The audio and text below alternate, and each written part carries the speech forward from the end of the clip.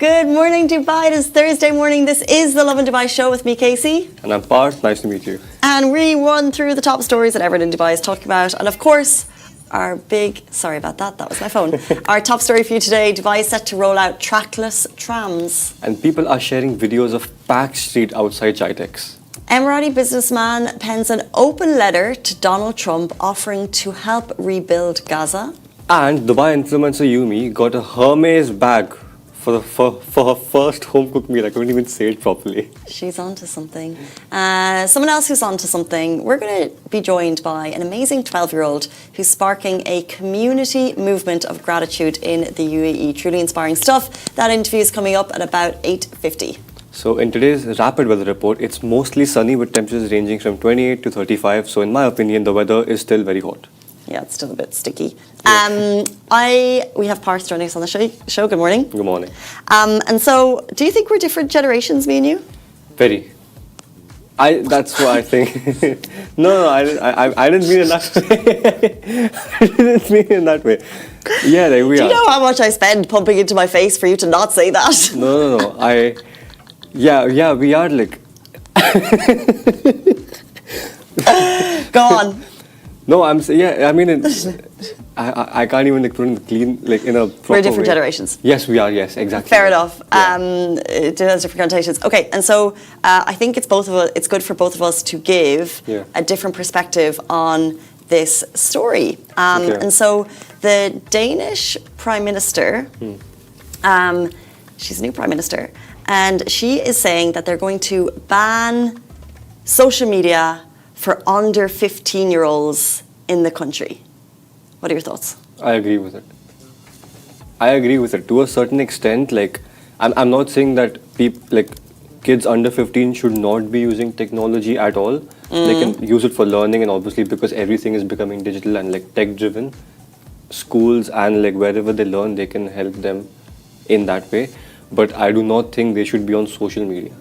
You can use your phone for a calculator, but don't use it for Instagram. That's my opinion. And this is coming from someone who got a phone when he was 9 years old. You had a phone when you were 9? Yes. For what? I used to play games on that, Angry Birds and all that. Wow. I use it for games. See, like if they can use it for games, like put some child lock, like limited time, whatever it is. But like I honestly don't think they should be on social media as much. For their own good. And for everyone else's own good as well. Yeah, I definitely agree with you. I think we love social media, but I think you have to go into social media with a I guess a strong lens. I'm not sure you have to be aware of what it might throw at you and the different narratives you're seeing. Because there are so many things. It's not just like it's not just them being on YouTube and watching like some like kid music videos or like whatever it is. Like it can also completely warp their perception of how things are. Like they could see some of their friends in a different situation going on like vacation, same like how we feel. Yeah. But like because they are still developing, they might not understand like the gravity of different situations. So true. And then they might just go to their parents and then they might start cribbing, or then they'll feel a bit down about themselves because everything is terrible when you're 15. Yeah, yes. Anyway. Like you could put up a post of anything and you cannot control where that post goes. If you put up a post saying that you should do better in life, you're not succeeding, a 14-year-old could see that and then feel bad about himself. So true. I'd like to ask any parents in the room. Kirby? What age are your kids?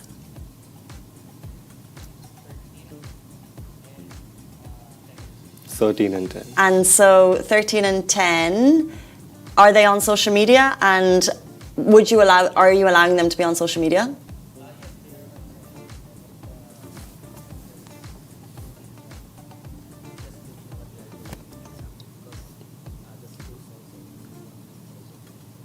The schools want them to be on social media? That's what I'm saying. The schools are making it more like tech driven and all that. No, there's a difference between social media and like a school wanting you to have an iPad.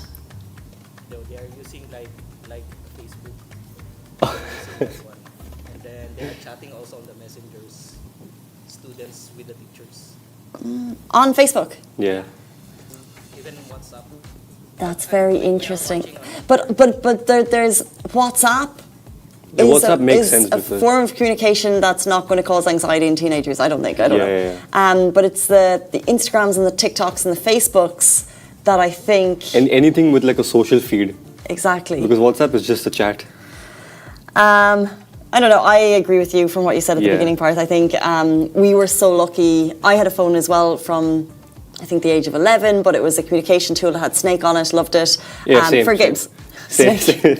And so, but it didn't have what kids need to deal with now, which is social media. And I would massively encourage a countrywide ban because it's too hard for parents to do it alone. Yeah. If other kids in the school have this and have that, and it becomes a complete comparison game, and it just causes so many things. Like it's better to just like ban it and not deal with it. Rather have your kid cribbing about just that than cribbing about different things at once. That's my opinion. And also screen time. Sorry? Screen time. Just like you should not have that much. Just go play football outside or something. Yeah, true. But I think that's like, I would always say that, but then my sister has 3 kids under the age of 6, and it's a jungle. And if you could have a moments of peace for screen time, like I can't judge her for that. So they all have iPads. Let's jump into new tech. Announced at GITEX, Dubai is set to roll out trackless trams. It's gearing up for a major transport upgrade. The city's self-driving trackless tram system. This is according to new information shared by a senior RTA official. They told the Khaleej Times at GITEX Global 2025, which of course is happening right now, that the comprehensive study for the rollout will be completed by mid next year, or as early as the first quarter of 2026. These next-gen eco-friendly trams are designed to ease congestion and connect directly to the Dubai Metro, supporting the city's goal of making 25% of all transport smart and driverless by 2030. Unlike traditional trams, including the Dubai tram, the new system won't need new tracks. Instead, it follows a virtual track using advanced navigation tech like optical sensors, GPS, LiDAR. I really want to understand more about that because I cannot visualize a trackless tram. Yeah. And so although you've explained it very nicely there, Yeah. I still need to see it. Same. And so each tram, once it rolls out, will have 3 carriages carrying up to 300 passengers. It will run at speeds of up to 70 kilometers per hour, which is much faster than the current Dubai tram that we know in Dubai Marina, which runs at an average of 20 kilometers per hour. Very interesting. They'll also be battery powered, which is amazing, covering up to 100 kilometers on a single charge, which is almost the distance between Dubai and Abu Dhabi. Wow, and since there's no need to lay the physical rails, building these virtual tracks leaves a much smaller environmental footprint and reduces operational costs. It's basically a smarter and a greener step towards Dubai's transport future. We love all of these updates. Like I think we are going to talk about kind of like the busyness on the roads with GITEX, but even every small step that the RTA is doing is to encourage less cars on the roads, and the work that they're doing is phenomenal. This is another story behind us. They were talking about smart cars at GITEX down there as well, and it's all about awareness of the roads, AI infrastructure to improve traffic, which is amazing. So I had spoken to an official at GITEX yesterday. I was there, and I basically spoke to an RTA official. And he was speaking all about like how we're going to help traffic, and they have all these different things coming out. like sensors for your car, sensors for if someone is walking and then a car can go by and literally sense if that person has a residential violation or not. So they have all these different things. So basically they have like a car. It's like it has sensors and stuff on it. It's not driverless. There will obviously be a driver, but if it walks, if it's like, it's not like a normal police patrol. It will go in those areas. But if you're someone with a residential violation and you just happen to walk in an area and that car goes past you, the radar just through your face scan will be able to recognize and it'll alert the police inside the car that he or she has a violation. And obviously it'll not be very pretty for the person that's walking there. Wow. Yes. That's and very they also interesting. have like tunnels which like capture your car's like scans, and then just being in that tunnel without having to do anything, just stop your car in that, and then there are different sensors which will like basically give you a diagnostics of your car. You know what is interesting is scary futures coming, internally screaming, but also all of these upgrades are what will continuously make us safe. Yeah, it's people much who are safer. It is much law-abiding safer. citizens. The UAE is constantly on the lookout for perpetrators, and this will be an easier way to find them. Can I Yes. put a silly would you rather question to you, speaking of the trackless Go for trams? And maybe to you guys as well. So trackless trams are coming, thinking about the metro. On your commute day, Okay. would you rather, every single day, Okay. 20 minutes standing, squished like a sardine, surrounded by people's armpits? 20 minutes every day standing. You just Or- have to go in detail. I'm not going to go into, I feel like the smell is wafting without even thinking about it. Yeah. Or an hour commute every day, an hour there and back, but you get to sit down. Honestly, every day standing would make me tired. Would make me feel a bit tired to a point. I think I would choose sitting. For an hour. Yeah, why not? Ooh. I would because Because that's 2 hours of your day versus 40 minutes of your day.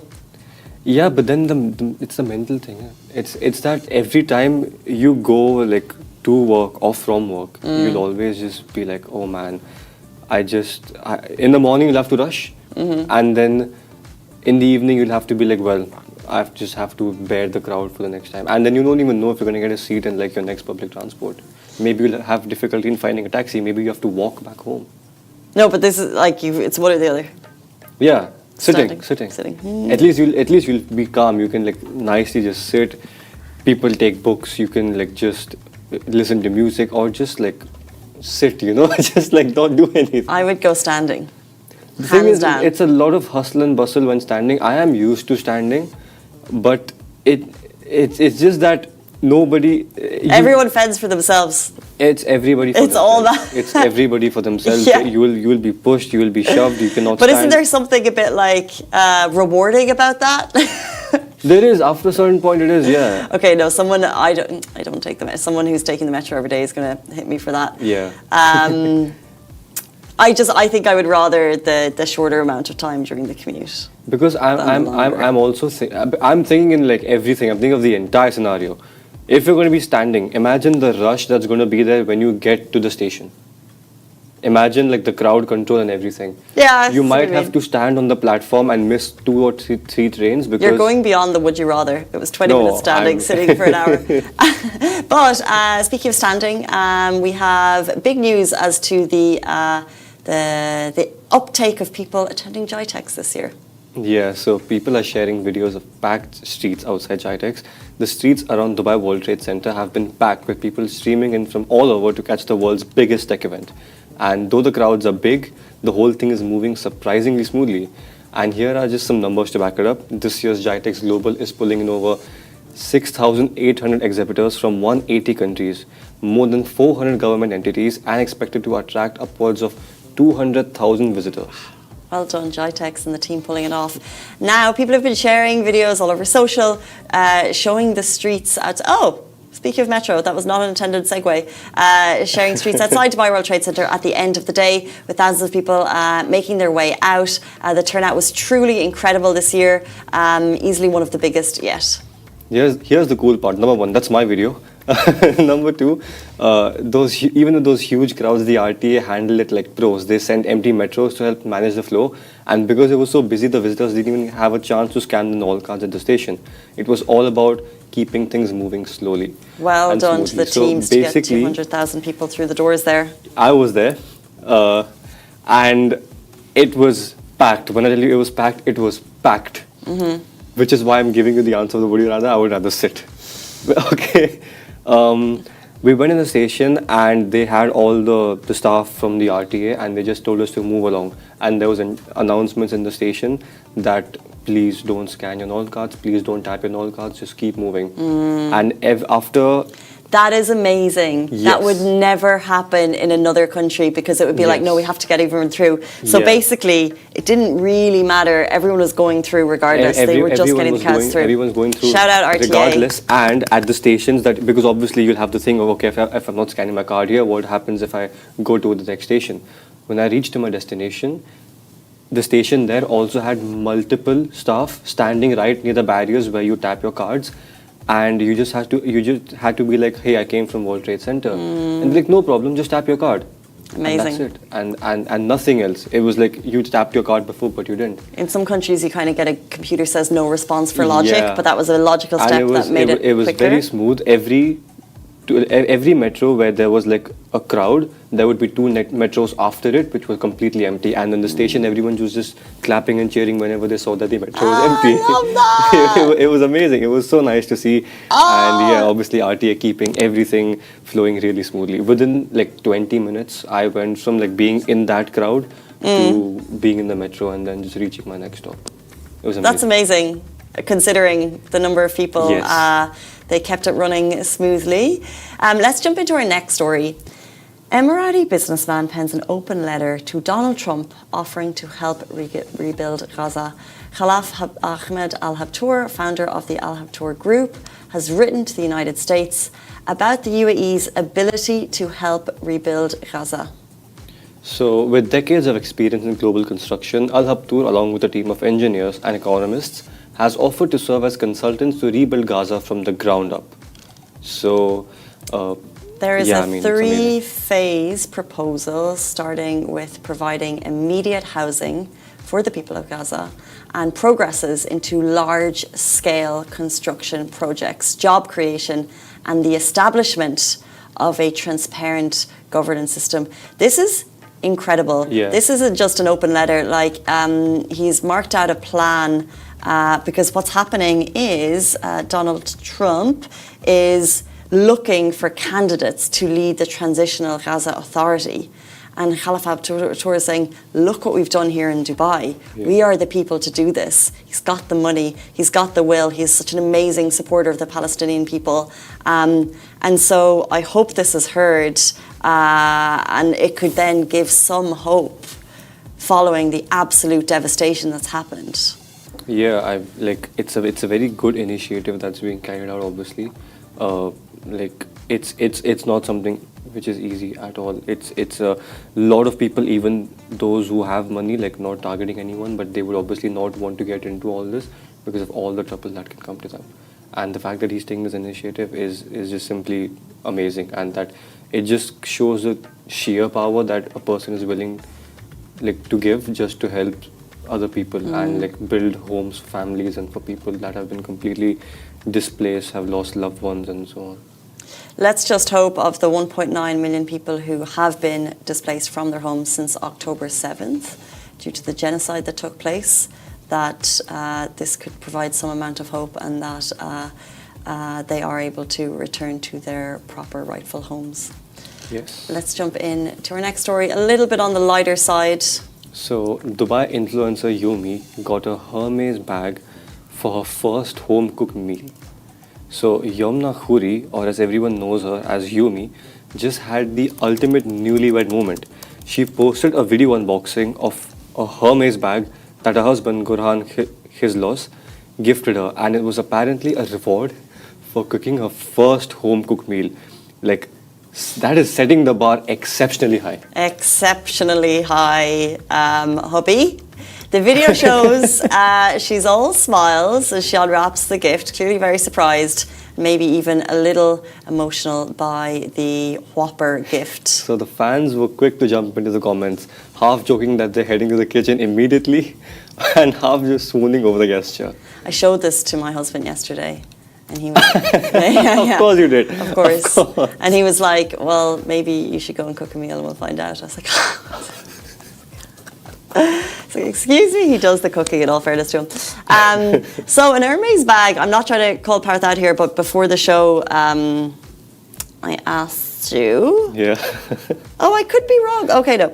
How much is a typical Hermès Birkin? And you thought... I have no idea over this. It's just a guess figure because of the brand. I think 10,000 dirhams. Yeah, so the brand... And she asked me very clearly, you mean in dirhams? I'm like, yeah, in dirhams. because, like, it's the... Of all the brands, my understanding is it's like the elite. And you can't even get these. Even if you have them, you can't get them. And so... I've had to Google because I know they're extortionate. An Hermès Birkin typically cost $10,000 to $15,000. Oh. Which we're looking at like 50K. Yeah. She's onto something. She's onto something. I mean, Youmi, I'd be cooking, I'd be baking, I'd be making breakfast, I'd be making lunch, I'd be making snacks for the road if that's what it was going to get me. I could become a chef. I really could for that level of gifting. I have no words. I don't know what to say. Do you think there's a little bit of kind of social media play here? Like, yeah, obviously, yeah. Right. Okay. It's because it's a brand. Rename that to something else. No, what I'm saying is, do you think this really happened? I think it's for social media and they want to get this out. But like at the end of the day, she got the bag regardless of like how what she got it for.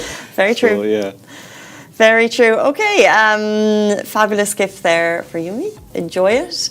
Okay, it's 8:50, which means it is time to welcome our next guests. We're so excited to welcome this 12-year-old who's sparking a community movement of gratitude in the UAE. Talk about giving back. She's doing amazing things for the community, and we're so excited to welcome her after this very short break. Do stay tuned.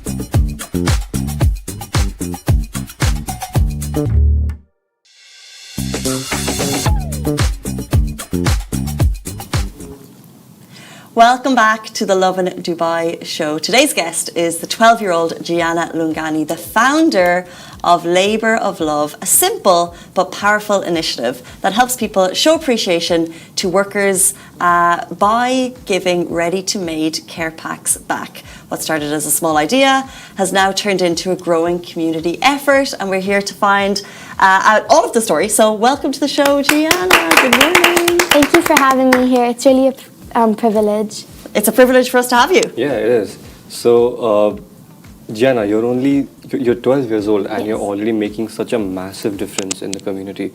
So could you please tell us a little bit about yourself and what made you start Labour of Love? Yeah. So, hi, my name is Gianna Longani.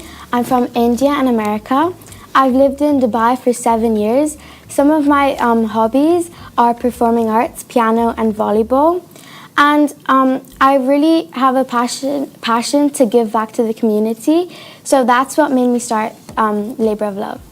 Can you tell us a little bit about the name itself, Labour of Love? How did that come about? It's actually kind of a pun for like something you're passionate about.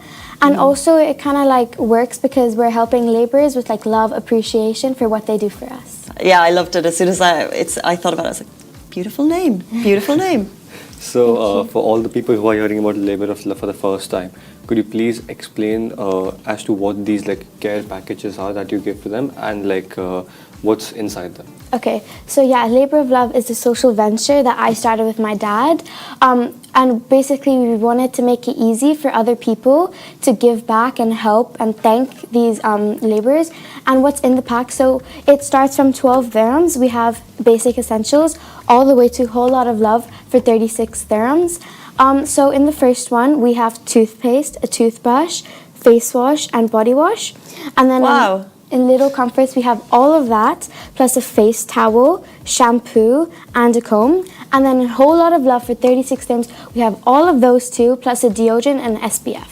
Oh, so it's all the essentials, basically. Yeah, to make them like have dignity and feel Yeah, comfort. yeah. Interesting. And so tell us a little bit about the process. This sounds like quite the operation. So where do you, and who does this? Where do you find the essentials to put into the bags, and who packs the bags? Actually, where we find the essentials is my family owns a like wellness and beauty company. It's like all about clean beauty, and it's called GlowTerra. So we get all the essentials from there, and the stuff like combs and toothpaste we buy at the shops. Oh, Really so nice. like that's interesting. So how do you choose like who to give these packs to? All the frontline workers, such as food delivery drivers, construction workers, security guards, just people who do so much for the UAE. And interesting. So, and is it kind of you would always have the packs in your car, and then if you see someone who you think might need it, you kind of hand it out, or do you go on a specific day every week and hand them out? I have a construction site like right near my house, so we go there to hand it out. And sometimes when like food delivery people come, we hand them out. So yeah. Really nice. So have you met the people that you've given these packs to? Like have they? Yeah. We went to the construction site a few times. Like it's right next to my house. Okay. And yeah, we give them the packs. Oh, it's interesting.